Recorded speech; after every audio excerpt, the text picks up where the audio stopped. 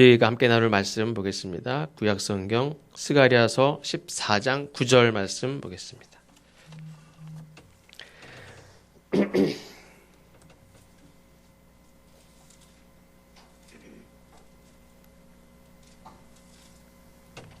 스가랴서 14장 9절 말씀.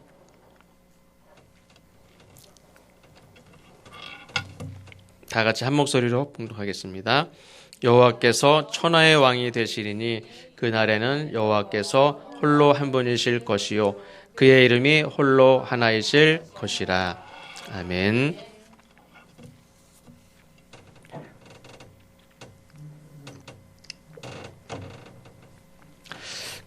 혹시 그 사진 PPT 있나요?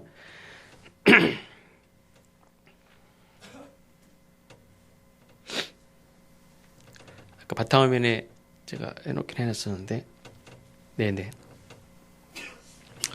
이거는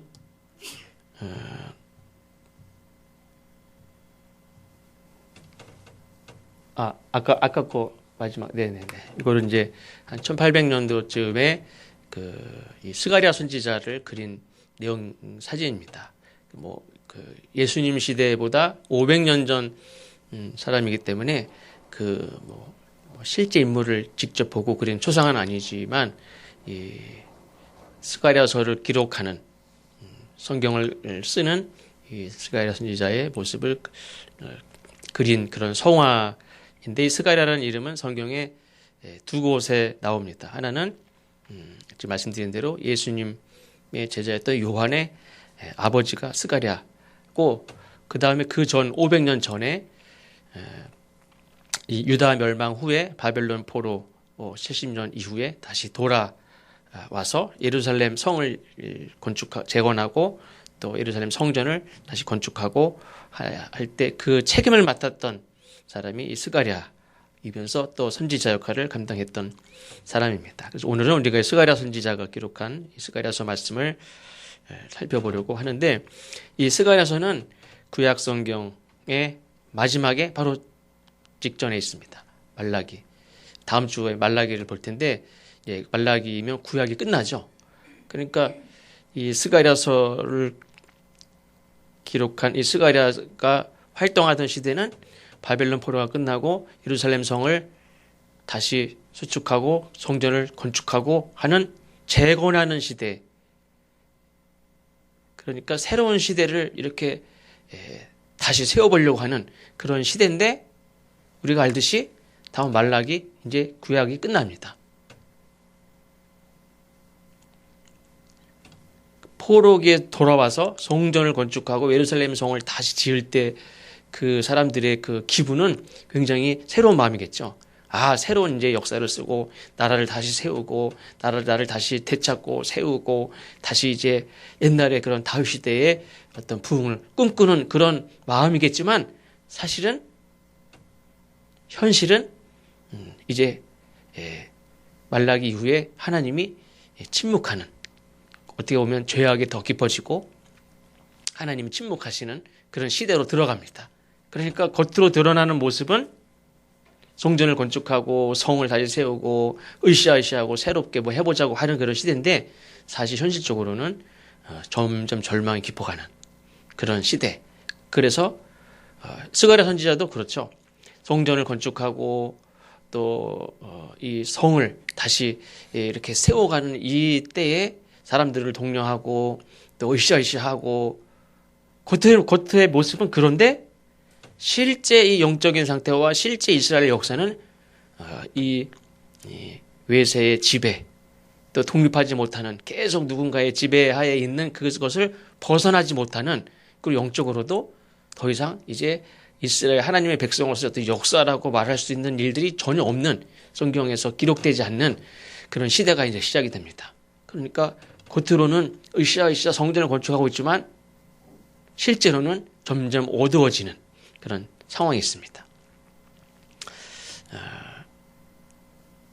또 옆에 삼산교회가 있는 곳에 이제 그 택지가 개발이 돼서 그쪽에 사람들이 다 나가고 이제 거의 다 나갔습니다. 그리고 그 택지 개발하는 회사에서 그 회사에서 교회를 져주고 보상만 해주고 알아서 하는 게 아니라 그걸 다 져주고 그 다음에 그 공사하는 기간 동안에 많은 사람들이 밥을 먹잖아요. 그것도 그 교회에서 다 한밤집이라고 그러나 그래서 다 하고 그걸 한대요. 그러면서 기대가 굉장히 부풀어 있어요. 이렇게 봐도 이제 성전을 전에는 주차장도 거의 없고 이쪽에 택지가 개발되고 교회를 다시 져주고 그 옆에 공원이 있어요. 그리고 거기 다 져줘요. 그러니까 얼마나 좋아요. 그리고 보상도 넉넉히 잘 받고. 그래서 지금 막 부풀어 있어요. 그래서 성전만 이렇게 뭐 빚을 지고 하는 게 아니라 다 보상을 받고 넉넉히 하는 것 같더라고요. 물론 이제 전에 그 지은 그 교회 건축할 때 빚이 있기 때문에 물론 그 빚도 얼마 있긴 있는 것 같지만 어쨌든 그래서 성전 건축을 할 때 그 모습을 보면 다 이렇게 들떠 있고 기분이 업돼 있고 막 소망이 있고 우리가 이렇게 주차장도 없는 곳에서 이제 주차장을 끼고 옆에 공원이 있고 택지가 이제 다 들어오고 그것을 꿈을 꾸면서 막 성전 건축을 준비하고 있는 모습을 이렇게 봤습니다. 그러니까 그것만 봐도 얼마나 사람들이 이렇게 소망이 있고 성전을 건축한다는 거는 앞으로 성전이 다 불에 탔을 때만 해도 우리가 망했구나. 하나님이 우리와 함께 하시지 않는구나. 이렇게 생각이 들었는데 하나님이 그 벨사살 왕에게 직접 예루살렘 성전을 건축하라고 하나님이 꿈을 꾸게 하시고 지원을 하게 하고 막 지도자들을 보내고 적극적으로 후원해서 성전을 건축하게 하고 하니까 하나님이 우리와 함께 하시는구나. 이제 소망이 있다. 앞으로 우리의 미래가 이제 더 나아질 것이라는 희망 가운데 성전을 건축합니다. 그러니까 이 스가랴 선지자가 이렇게 성전을 건축하고 예루살렘 성을 다시 수축하고 할 때에 겉으로 볼 때는 희망을 갖고 당장 희망을 갖고 또 앞으로 우리는 이 민족이 하나님과 함께 하시고 복을 받고 이제 다윗 시대의 그런 부흥을 다시 끌어낼 수 있겠구나 하는 그런 꿈이 있었겠지만 실제로는 이제 말라기면 구약이 끝납니다. 그리고 예수님 시대가 오기 전까지 거의 300년 이상을 암흑 가운데 하나님의 말씀을 듣지 못하고 백성들이 살아갑니다.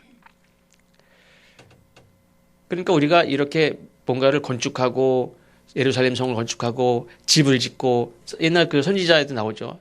하나님께서 땅을 사라. 땅을 사라는 말은 아니 나라가 다 망하는데 뭐 땅을 삽니까? 다 똥값 되지. 나라가 망하기 직전에 땅을 많이 사면 나라가 망하면 10,000원짜리가 100원짜리도 안 되죠. 다 휴지 조각이 되고 똥값이 돼요. 그 땅을 사래. 이 말은 뭡니까? 희망이 있다는 거예요. 하나님이 다시 그 땅을 주시겠다는 약속이죠. 그러니까 성전 건축을 하고 예루살렘을 이렇게 성을 수축하는 것만 해도 얼마나 사람들이 꿈을 꿉니까? 근데 현실은 지금 그렇지 않다는 거죠. 절망 가운데 있습니다.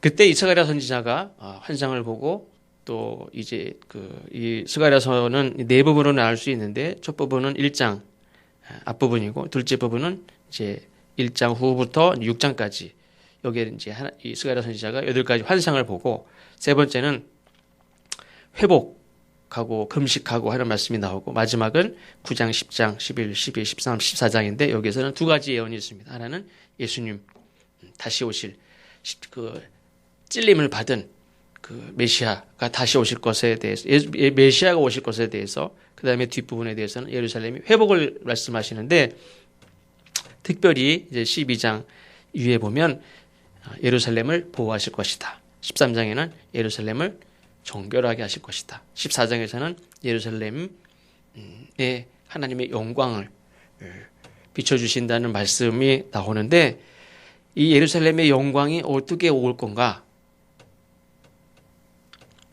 근데 성경에 보면 12장은 예루살렘을 보호하신다는 말씀이 있고 또 마지막은 예루살렘의 영광을 말씀하는데 그 가운데 뭐가 있냐면 예루살렘을 정결하게 하신다 하는 말씀이 있습니다. 14장 1절에도 보면 여호와의 날이 이르리라 그 날에 내 재물이 약탈되어 내 가운데서 나누어리라. 영광을 말씀하는데 그 전에 뭐가 있냐면 시련이 있습니다. 12장에서 하나님이 보호하심을 약속하고 마지막에 영광을 말씀하시는데 그 중간에 뭐가 있냐면 정결케 하는 하나님의 역사가 있습니다. 하나님이 보호하실 때는 반드시 그냥 지키는 것이 아니라 정결하게 하는 하나님의 역사가 있어요. 정결하게 하는 역사가 없이 영광은 없어요. 반드시 하나님 모든 역사 가운데서는 정결하게 하시면서 보호하시면서 영광을 주시지 그냥 보호하시면서 영광이 없어요. 그 가운데 반드시 정결하게 하는 하나님의 역사가 있습니다. 그래서 이 예루살렘의 영광은 시련을 통과한다 하는 것을 알 수가 있는데 1절에 여호와의 날이 말씀이 나오는데 이 여호와의 날은 사실은 여호와의 날은 환란의 때를 주로 말합니다. 구약 성경에 환란의 때를 이야기할 때 쓰는 표현인데 예레미야 30장 7절에도 보면 슬프다 그날이여 그와 같이 엄청난 날이 없으리라 그날은 야곱의 환란의 때가 되미로다 이렇게 말씀합니다. 그런데 그 날이 그냥 환란의 때만 되느냐? 그렇지 않습니다. 슬프다 그날이여 그와 같이 엄청난 날이 없으리라 그날은 야곱의 환란의 때가 되미로다 하는 말씀 뒤에 보면 뭐라고 하냐면 그러나 그가 환란에서 구하여 냄을 얻으리로다. 환란의 때가 있고 그러나 거기에 하나님이 구원하심이 있다. 하나님이 당신의 백성을 보호하고 영광의 자리로 이끄시는 곳 가운데 고난의 과정을 거치게 하고 그 고난 속에는 정결하게 하는 과정이 있습니다. 그래서 하나님은 반드시 하나님의 백성을 정결하게 하려는 의지가 분명히 있습니다. 그냥 상황이 되면 하고 안 하면 안 되는 거 아닙니다. 하나님은 반드시 정결하게 하는 그런 과정을 통해서 영광의 자리에 우리를 이끄시는데 근데 우리는 이제 보통 우리에게 고난이 없으면 얼마나 좋을까 이런 생각을 하죠. 옛날 사람들이 고생은 사서라도 하라고 그랬는데 어떻게 보면 근데 우리는 실상은 고난이 없으면 얼마나 좋을까라고 생각하지만 어떤 사람이 C.S. 루이스에게 이렇게 물었답니다. 하나님이 정말 사랑이시라면 어떻게 하나님이 자신을 사랑하는 사람들 그 사람에게 고난을 주실 수 있습니까? 이렇게 질문했을 때 이 C.S. 루이스 교수가 이렇게 대답을 했답니다. 그렇지 않아도 교만한 인생들이 만약에 환난조차 없고 고난조차 없다면 인생이 얼마나 더 교만해지겠느냐. 사도 바울도 그런 걸 경험했죠. 자기가 자기를 알아요. 내게 가시를 안 주셨으면 내가 얼마나 교만해졌고 내가 옛날에 그 막 확신에 차서 내가 옳다고 그렇게 확신에 차서 막 남을 정죄하고 비판하고 내가 보기에 틀리면 무조건 그냥 비판하고 가두고 했던 자기가 지금도 그 가시가 없으면 사도 바울은 옛날이나 지금은 확신에 찬 건 그건 변함이 없어요. 이 사도 바울은 한번 옳다라고 믿으면 절대 그건 흔들리지 않죠. 근데 그게 이렇게 교만해지면 그게 다 무너지고 자기가 어떤 사람이 되는지 알죠. 자기가 제일 약점이 뭐냐면 교만해지는 순간 자기가 어떤 사람이 된다는 것을 자기가 알아요. 하나님이 나에게 가시를 주셔서 겸손하게 하고 낮춘 그게 하나님의 은혜라고 느끼는 게 그렇죠. 내가 어떤 사람인지 알기 때문에 하나님은 영광을 누리는 삶에 앞서서 고난을 통해서 정결한 삶을 살게 하고 정결한 삶을 사는 사람들에게 영광을 주시는 줄로 믿습니다. 그런데 하나님의 백성들이 당하는 그 고난 중에는 또 이렇게 세상 사람들로부터 조롱을 당하고 멸시를 당하는 일도 있을 것이다. 이렇게 말합니다. 스가랴서 14장 2절에도 보면 내가 이방 나라들을 모아 예루살렘과 싸우게 하리니 성읍이 함락되며 가옥이 약탈되며 부녀가 욕을 당하며 성읍 백성이 절반이나 사로잡혀 가려니와 남은 백성은 성읍에서 끊어지지 아니하리라. 거의 이제 스가랴 선지자가 이 말씀을 한 이후 500년 이후에 예수님 오신 이후에 그 이후에 70년 AD 70년에 이 예루살렘이 유다가 로마의 지배권에 있지만 나중에 이렇게 막 독립운동을 하다가 결국에는 AD 70년에 예루살렘이 완전히 초토화됩니다. 그러면 이 예루살렘으로 이방인들이 쳐들어오고 나라들이 막 들어와서 예루살렘과 싸워서 예루살렘을 완전히 멸망시킵니다. 이 일들이 이제 AD 70년에 다 이루어지는데, 그러면 예루살렘의 역사가 완전히 끝이 났느냐? 그렇지 않습니다. 예루살렘을 중심으로 신앙생활을 하던 그리스도인들이 완전히 멸절돼서 역사에서 사라졌느냐? 그렇지 않죠.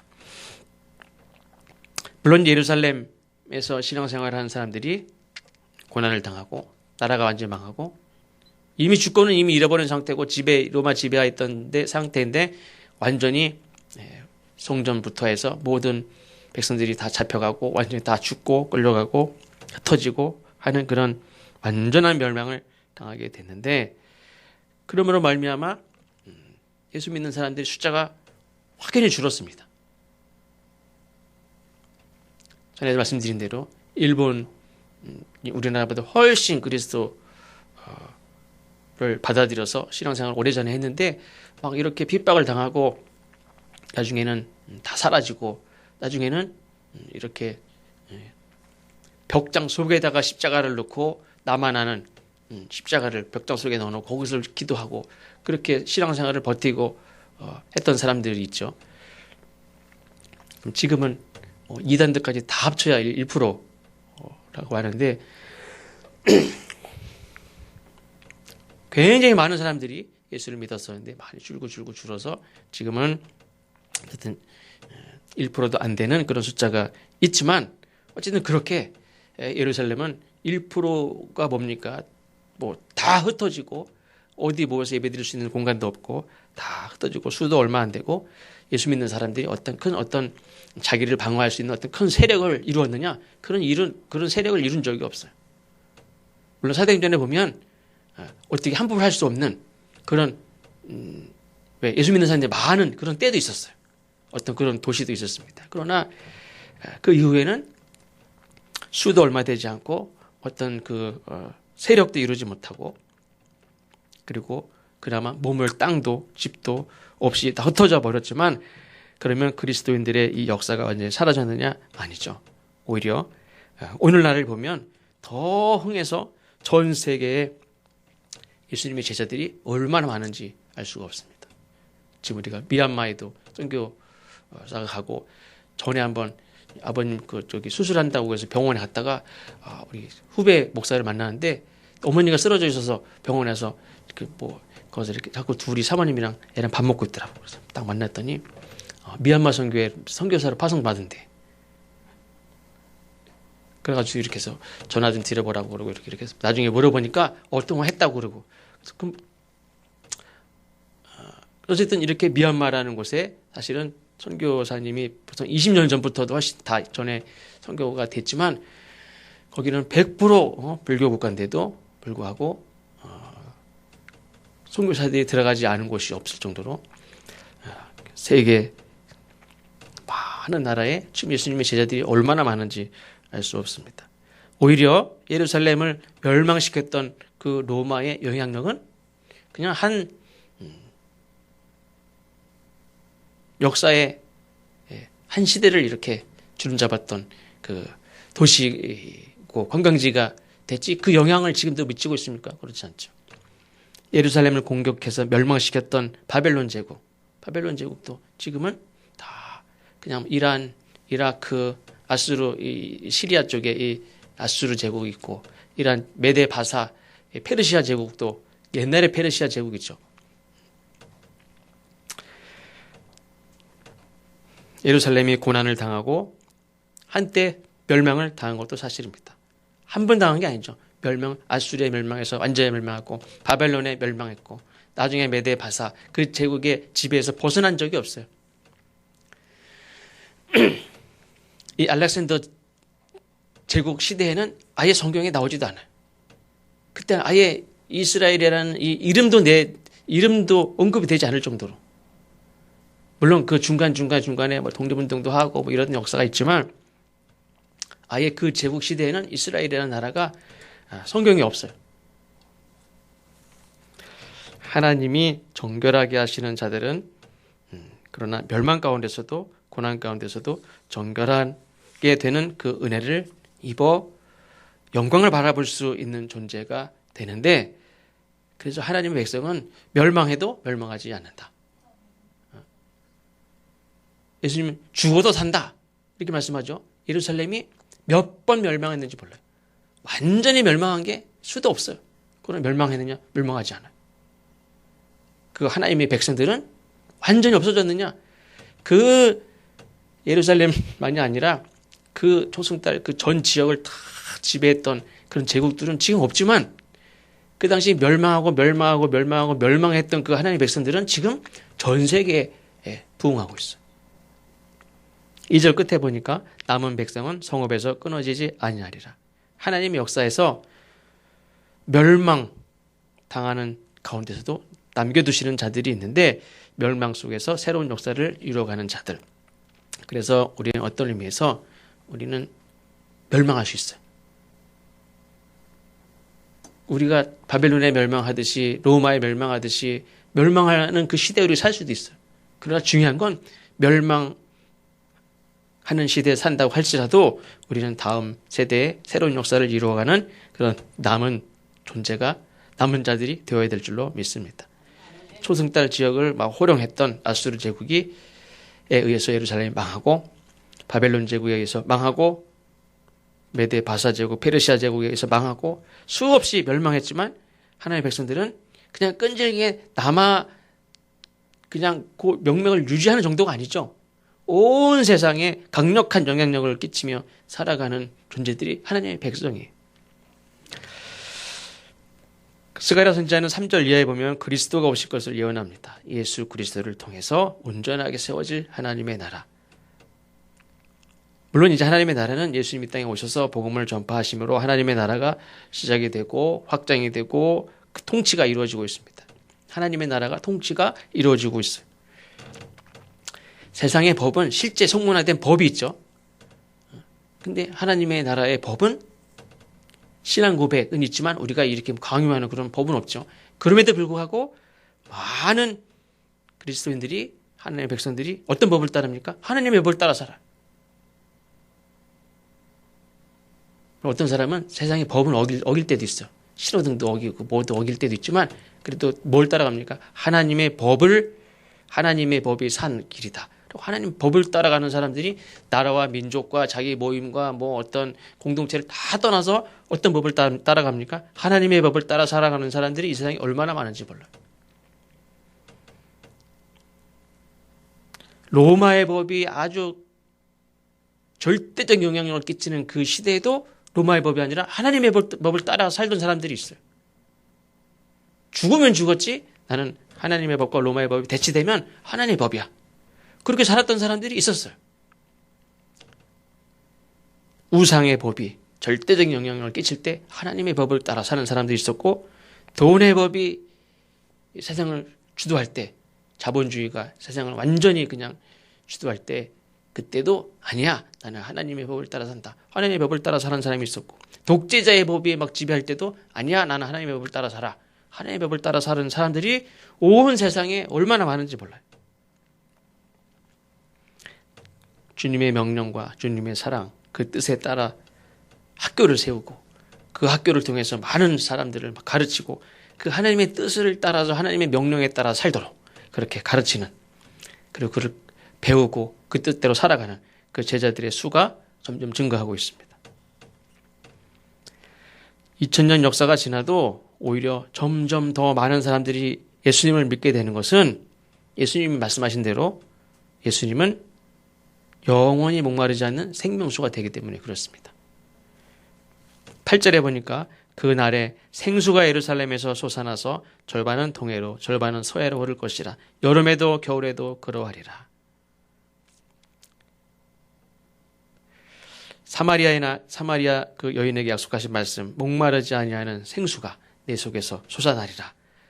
이것을 사마리아 여인이 알고 믿고 막 가서 전했듯이, 사마리아가 다 그 예수님을 믿고 기뻐했듯이 그 역사가 땅끝까지 이르러서 모든 나라와 열방에게 그 복음이 전해졌을 때 세상 나라 열방 모든 백성들이 예수님을 믿기 시작했어요.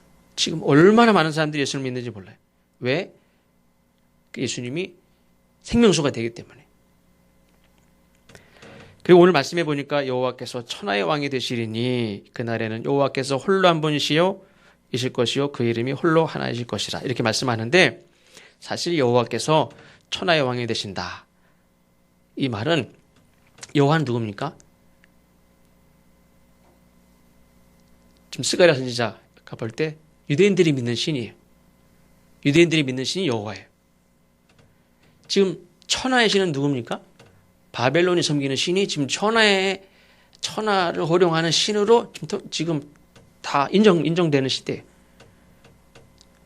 근데 지금 바벨론에 망해서 겨우 벨사살 왕이 돌아가라고 그래가지고 돌아와서 성전을 짓는 그 사람들이 스가랴 선지자가 뭐라고 하냐면 여호와께서 천하의 왕이 되신다. 여호와는 이스라엘 유대인들이 믿는 하나님 신이에요.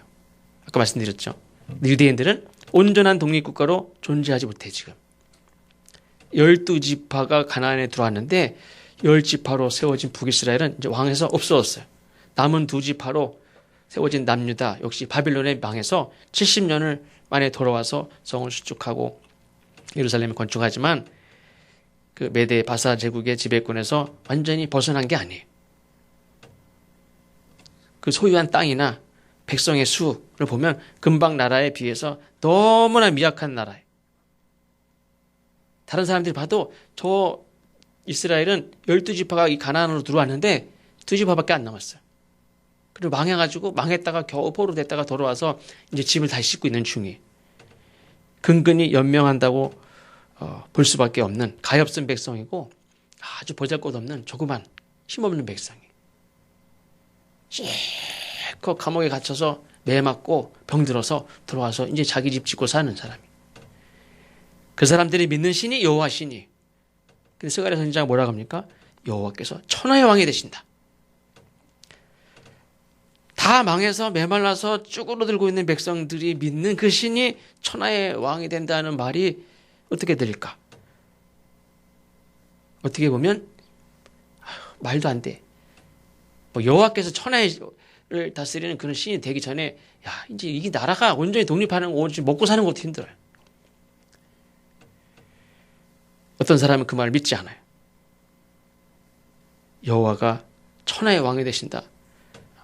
야, 이 나라를 봐라, 이 나라를 우리를 봐라.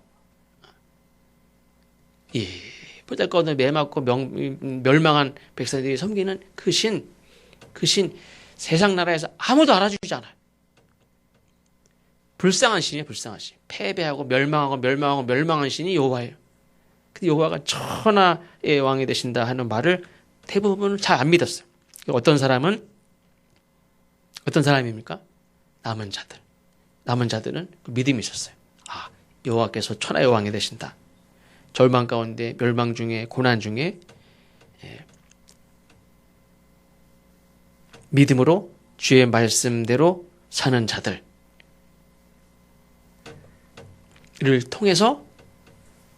그들을 통해서 여호와가 천하의 왕이 되시는 거 아니지만 그들은 천하를 호령하고 다스리는 그 역사를 남은 자들은 믿음 있는 자들은 고난 중에 멸망 중에도 그 믿음을 가진 자들은 그 역사를 보게 돼요. 그리고 스가랴 선지자가 말씀한 대로 예수 그리스도를 통해서 이루어지는 나라, 성전을 건축하고 예루살렘의 성을 이렇게 다시 건축하고 어떤 지도자가 나와서 이 나라를 다시 세우고 잘 해보다고 해서 되는 게 아니라 하나님의 나라는 하나님 다스리는 여호와께서 천하의 왕이 되시는 그 나라는 어떻게 오느냐? 예수 그리스도를 통해서 온다. 내가 주어진 사명은 성경을 건축하고 백성들을 하나님께 돌아오게 하고 하나님을 바라보게 하고 믿음으로 살게 하는 것이지만 장차 온전한 하나님의 나라는 누구를 통해서 이루어지느냐? 예수 그리스도를 통해서 이루어진다. 그래서 이 마른 나무에서 생명의 싹이 움트는 것을 스가랴 선지자는 봅니다. 그냥 성전 건축을 통해서 보는 게 아니에요.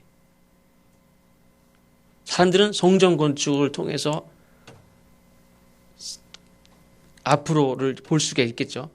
집을 성을 튼튼하게 세워놓으면 앞으로 좀 안전하겠다, 든든하겠다, 무슨 뭔가를 이렇게 생각할 수 있겠지만 거기에서 본 게 아니에요. 스가랴 선지자는 이사야 선지자가 1장 11절에 그루터기에서 새순이 돋고 뿌리에서 새싹이 움튼 것을 보고 예언하듯이 스가랴 선지자는 예수 그리스도를 통해서 이루어지는 하나님의 나라를 우리에게 말씀해주고 있습니다. 우리가 그 나라를 이미 살고 있습니다. 스가랴 시대의 백성들은 그 꿈을 보고 앞으로 장차 하나님이 우리에게 주실 그 나라를 바라보지만 우리는 이미 예수 그리스도를 통해서 우리에게 주신 하나님의 나라를 우리 이미 살고 있습니다. 그런데 문제는 뭐냐면 그럼에도 불구하고 여전히 바벨론의 우상을 섬기고 돈을 섬기고 세상의 법을 따라가는 그런 삶이 우리에게 있다 하는 겁니다. 초대기의 우리 신앙의 선배들은 그 고난 가운데서도 자기가 속한 나라가 멸망하는 그런 일이 있었지만 그 와중에도 하나님의 법을 지키고 사는 것이 정말 사는 길이다 믿고 그 삶으로 실제 멸망했지만 멸망하지 않고 죽어도 산다는 것을 우리에게 보여줬어요. 그게 초대교회 사도행전의 성도들의 모습이에요. 그리고 오늘 이 시대에 이런 예수 그리스도를 통해서 남은 자들의 신앙을 통해서 이룬 이게 열매예요. 이게 증거예요. 우리는 그 열매를 보고 그 증거를 보면서도 이 하나님의 나라를 우리가 누리면 우리가 이미 받고 있죠. 그러니까 하나님의 나라를 살고 있습니다.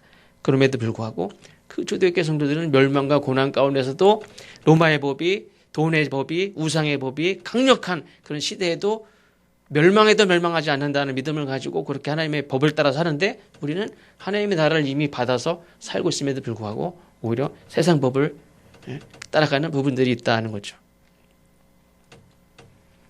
아무리 증거가 없어도 믿음으로 살아서 우리에게 믿음의 증거를 남긴 우리 신앙의 선배들의 그런 믿음을 우리가 기억해야 될 줄로 믿습니다. 고난 중에 있을지라도 정결한 삶을 살아서 하나님의 영광을 누리는 저와 여러분 되시기를 주님의 이름으로 축원합니다. 기도하겠습니다. 하나님 감사합니다. 우리가 세상 속에 살지만 세상의 법을 따라 살지 않고